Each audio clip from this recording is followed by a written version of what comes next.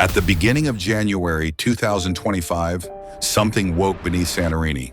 Not with fire, not with warning. With a tremor so subtle that most of the island's residents slept through it. Within minutes, automated systems registered the first in what would become a cascade of earthquakes that still hasn't stopped. By sunrise, over 300 individual tremors had rattled the island. By the end of February, that number exceeded 28,000. 28,000 earthquakes in 6 weeks. This isn't normal volcanic unrest. This is the crust fracturing in real time, revealing a secret that's been hiding beneath one of the world's most iconic destinations for millennia. The story begins 250 kilometers below your feet. That's where the African tectonic plate meets its end, sliding beneath the Aegean in a process that's been grinding forward for millions of years. This isn't a gentle handshake between continents. It's actually a collision happening at the speed your fingernails grow, which in geological terms might as well be a car crash. The African plate descends at a steep angle, dragging with it something critical: seawater and sediments loaded with volatiles.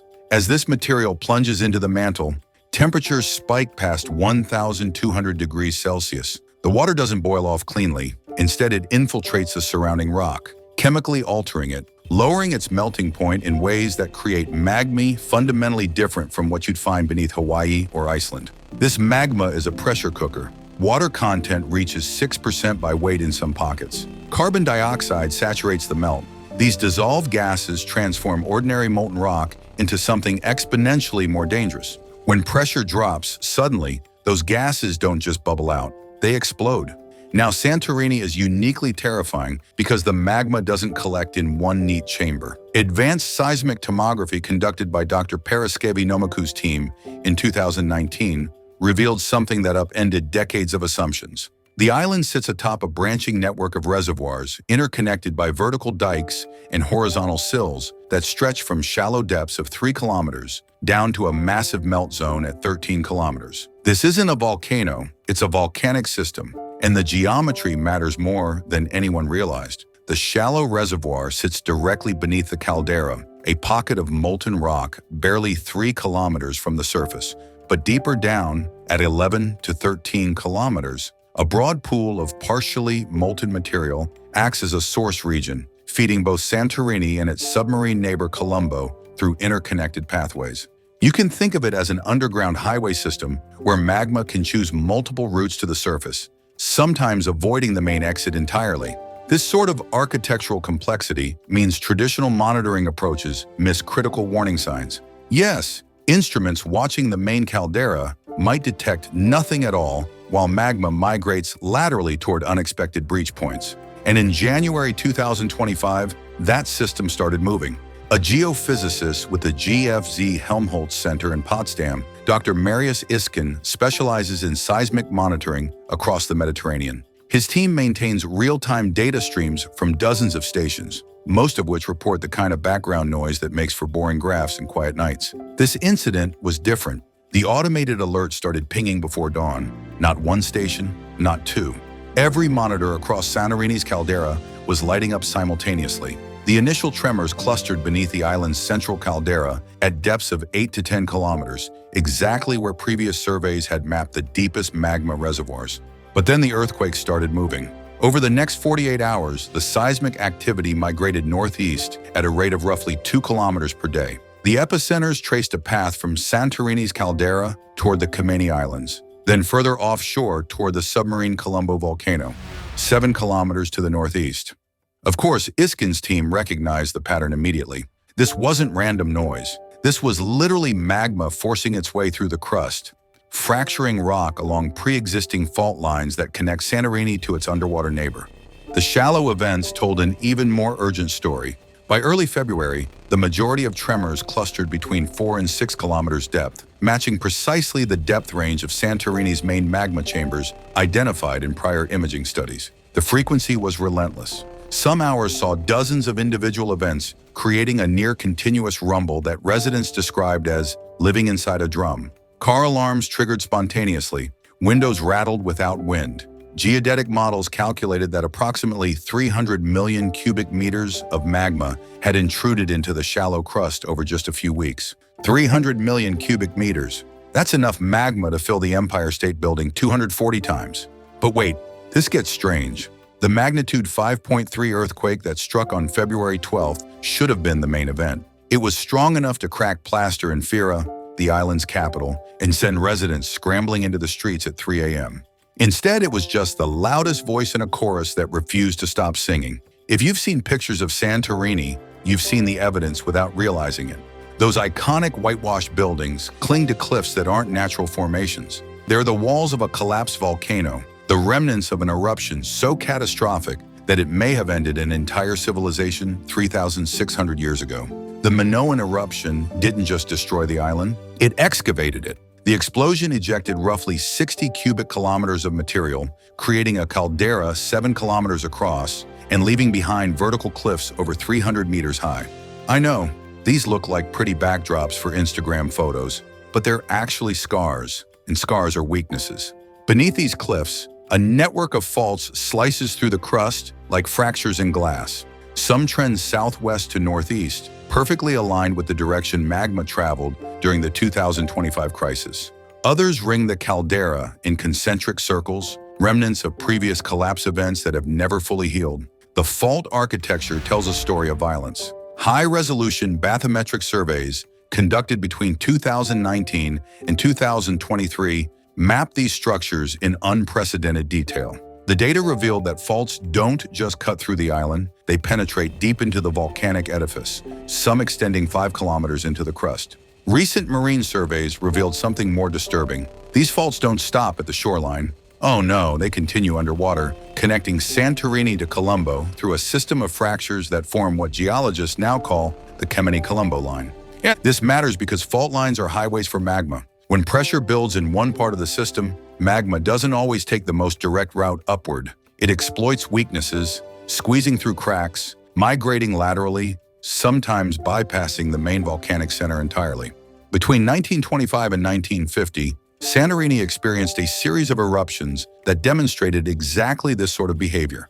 The Kemeny Islands, those dark volcanic cones sitting in the middle of the caldera, grew from repeated intrusions of magma that found paths through fractured rock. Every eruption followed a predictable sequence: months of earthquakes, ground deformation, increased gas emissions, then a sudden breach as magma found a new route to the surface. The 1950 eruption was the last time molten rock broke through, but the fault lines never stopped moving. Even during supposedly quiet decades, GPS measurements detected millimeter-scale shifts. The crust was breathing, flexing, adjusting to stresses that never fully dissipated. Then January 2025 arrived, and the breathing turned into something else entirely. Andreas Papadakis manages a boutique hotel on Santorini's western edge, overlooking the caldera. By the second week of February, his phone had become a weapon of anxiety. The WhatsApp group he shared with other hotel owners, restaurant managers, and local business operators had transformed from casual industry gossip into a real-time panic feed. Messages arrived faster than he could read them.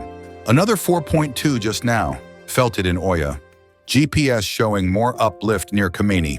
Anyone else's guess asking about evacuation plans?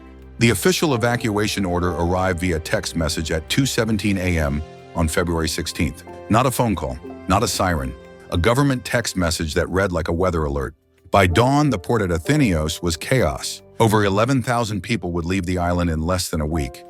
The ferries designed to handle a few thousand tourists per day suddenly faced demand that exceeded capacity by factors of 4 or 5. Ticket counters ran out of forms. The single road leading down to the port jammed with buses, taxis, rental cars, all converging on a bottleneck never designed for emergency evacuation. Families clutched suitcases. Hotel staff dragged carts piled with linens and belongings.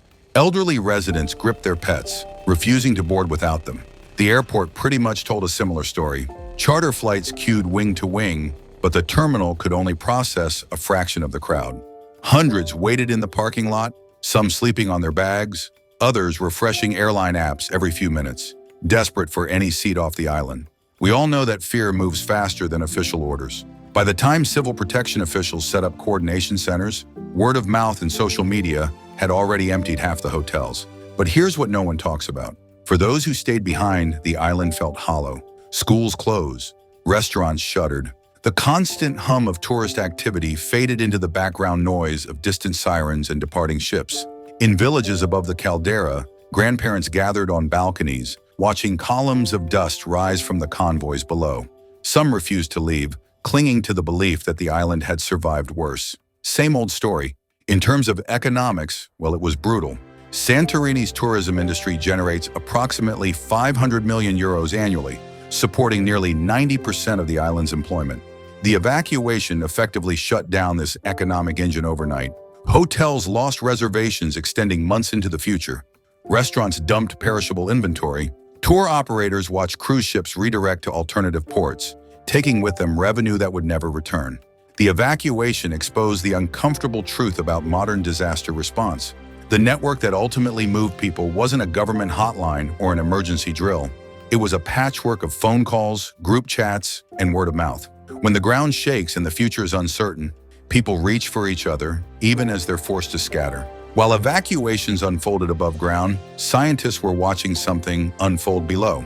Using a combination of high-resolution marine seismic surveys and magnetotelluric imaging, scientists produced the first three-dimensional map of the island's underground architecture. What they discovered was breathtaking in its complexity. Instead of a single isolated magma chamber, the data revealed a branching network stretching from shallow depths of 3 kilometers down to a vast pool of partially molten rock at 11 to 13 kilometers. These deep melts don't just feed Santorini. They connect to Colombo through a system of dikes, vertical sheets of magma that can propagate through the crust at rates between 0.1 and 0.5 kilometers per day. The 2025 crisis confirmed what the imaging had predicted. Magma wasn't just rising vertically, it was moving laterally, exploiting the fault network that connects the two volcanic centers. The real breakthrough came from tracking how quickly conditions changed. Magma can travel laterally between reservoirs at speeds that bypass expected routes entirely. During the 2025 swarm, earthquake epicenters migrated from Santorini's main caldera to offshore locations near Colombo in a matter of days, not years. This changes the threat assessment fundamentally. Volcanic hazard models traditionally assume magma rises through a central conduit, giving scientists time to detect precursor signals and issue warnings. But if magma can migrate laterally through fault networks, eruptions could occur in totally unexpected locations with no warning. Think about that. We know Colombo sits 7 kilometers northeast of Santorini, submerged beneath 500 meters of water. Its last major eruption occurred in 1650 AD, killing 70 people and generating tsunamis that reached the coast of Turkey. If the 2025 magma intrusion had continued along the Kameni-Colombo line and breached the seafloor at Colombo, instead of stalling beneath Santorini, the consequences would have been terrible. I mean, really terrible. Submarine eruptions generate explosive interactions between magma and seawater, producing pyroclastic flows that can travel across the seafloor at speeds exceeding 100 kilometers per hour. Tsunamis would reach coastal communities with little to no warning. Sadly, most of the monitoring equipment tracking Santorini's unrest sits on land. The submarine flanks, where magma might breach unexpectedly, remain largely unmonitored. All right, let's talk about what happens if Santorini actually erupts. Not a small effusive event like 1950. Not the kind of eruption that creates pretty lava flows and photo opportunities. The kind that geologists categorize as VEI6 or even higher. The Minoan eruption 3,600 years ago falls into this category. Modern analysis estimates it ejected between 60 and 100 cubic kilometers of material into the atmosphere, roughly 4 times the volume of the 1883 Krakatoa eruption. The ash fallout blanketed the eastern Mediterranean, collapsing roofs across Crete and possibly contributing to the decline of Minoan civilization. If Santorini produces an eruption of similar magnitude today, the consequences extend far beyond Greece. Climate models show that a VEI6 eruption here could inject over 20 million tons of sulfur dioxide into the stratosphere. Mind you, this isn't just an air quality issue. Sulfur dioxide converts to sulfuric acid aerosols that remain suspended for months to years, reflecting sunlight and cooling global temperatures. The 1815 Tambora eruption in Indonesia, a VEI7 event, caused what historians call the year without a summer in 1816. Crop failures across Europe and North America led to widespread famine. Global temperatures dropped by 0.4 to 0.7 degrees Celsius, ruining weather patterns worldwide. Santorini sits in the middle of the Mediterranean, surrounded by some of the most densely populated and economically critical regions on Earth. Europe's airspace, among the busiest on the planet, would shut down as ash clouds drifted across flight paths. The 2010 Evacuation eruption in Iceland grounded air travel for a week, stranding millions of passengers and costing the global economy an estimated $5 billion. Santorini's location means ash would reach major European hubs, Athens, Rome, Istanbul, within hours. Depending on wind patterns, London, Paris, and Frankfurt could face weeks of flight cancellations. Of course, agriculture faces direct threats. Crops across southern Europe and the Middle East would endure weeks of reduced sunlight and acid rain. Climate models predict potential harvest losses of 15 to 20% in the first growing season, with cascading effects on global food prices. The supply chain implications extend further. Mediterranean shipping routes carry approximately 30% of global container traffic. Global trade routes would face weeks or months of uncertainty, amplifying shortages and price volatility already stressed by recent geopolitical tensions. Yet despite these risks, the monitoring network remains incomplete. Most seismic sensors sit on land, leaving submarine flanks in the dark. Satellite radar provides excellent coverage for ground deformation, but it can't detect magma movement in real time. The early warning system that could provide hours or days of notice before an eruption depends on dense networks of sensors that simply don't exist across much of Santorini's submerged volcanic complex. In simple words, without these comprehensive seabed observatories, the next major eruption could catch the world off guard. It's been months since the 2025 crisis began. The earthquake swarm has calmed, the evacuation orders have been lifted, tourists have returned, filling hotels and photographing sunsets from the caldera cliffs, largely unaware of the forces churning beneath their feet. But the instruments haven't stopped watching. Scientists don't know when the next eruption will happen. They can't predict whether it will be a modest, effusive event or a catastrophic explosion. What they do know is that Santorini's volcanic system is active, dynamic, and connected to processes that operate on timescales far longer than human observation. The fault lines that define the island's shape aren't dormant scars. They're active pathways, ready to guide magma toward the surface whenever pressure builds sufficiently. The 28,000 earthquakes recorded in early 2025 was the largest and most intense seismic sequence in Santorini's modern history, far surpassing the activity that preceded the 1950 eruption. And the magma that intruded during those weeks hasn't vanished. It's still there, cooling slowly at depth, releasing volatiles, potentially priming the system for instability. Every pulse of magma that rises through the crust carries a fresh dose of gas and heat. Every earthquake that fractures rock creates new pathways. Every centimeter of ground deformation signals movement in a system that's been building towards something for decades, possibly centuries. Santorini's caldera is a wound that refuses to fully heal. The forces that created it, subduction, melting, volatile-rich magma accumulation, haven't stopped. They've just paused, waiting for the next chapter in a story that's been unfolding for millions of years. The countdown to the next eruption didn't begin in January 2025. It began 3,600 years ago when the Minoan eruption collapsed the caldera and left behind fractures that have never stopped moving. We're just watching now with instruments sensitive enough to hear the island whisper its secrets, and those whispers are getting louder. So what do you think lies beneath Santorini's iconic cliffs?